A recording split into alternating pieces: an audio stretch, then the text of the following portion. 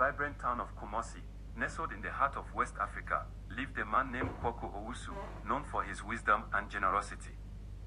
By the age of 50, Kwaku had built a prosperous life, owning 2 thriving companies that brought him wealth and comfort. He lived in a beautiful house filled with laughter and love alongside his beloved wife, Abina, and their 3 children, Oma, Afia, and Kwame.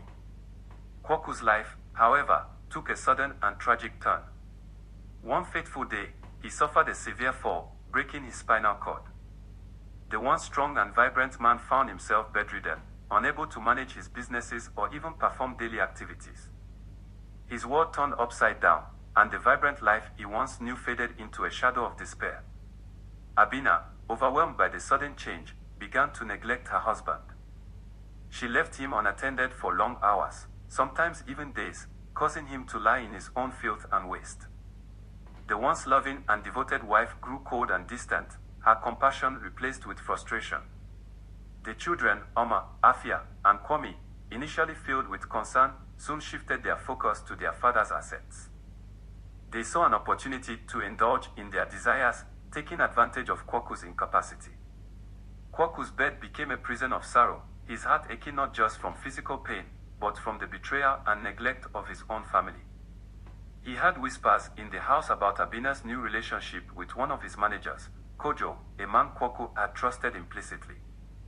The affair was an open secret, adding to his torment as he lay helpless, unable to confront them. One lonely afternoon, as Kwaku lay in his darkened room, he turned on the radio to drown out the silence. A preacher's voice filled the airwaves, speaking of hope and divine intervention. Kwaku, desperate and at his wits' end, listened intently. The preacher's words resonated with him, igniting a flicker of faith he thought he'd lost.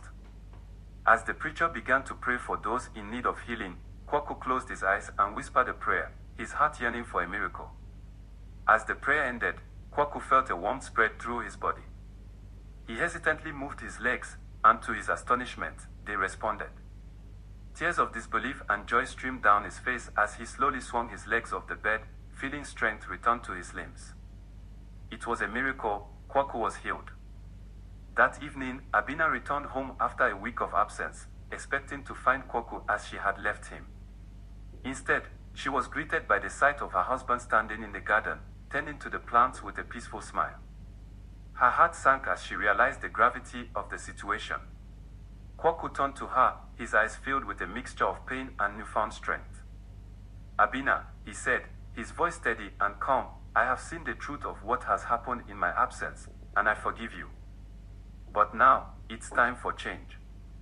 The children, hearing their father's voice from the garden, rushed out, stunned to see him standing. They, too, were met with the reality of their actions and the consequences they would face. Kwaku's miraculous recovery was not just a physical healing but a spiritual awakening. He decided to reclaim his life and his dignity, to rebuild his family on a foundation of truth and integrity. Kwaku's story spread through Kumasi, a tale of betrayal, redemption, and the power of faith. He found strength not just in his physical recovery but in the clarity it brought to his life. His companies, once neglected, flourished again under his renewed leadership. Abina, deeply remorseful, sought forgiveness and worked to rebuild their broken relationship. The children, humbled by their father's strength and forgiveness, learned valuable lessons about love, loyalty, and respect.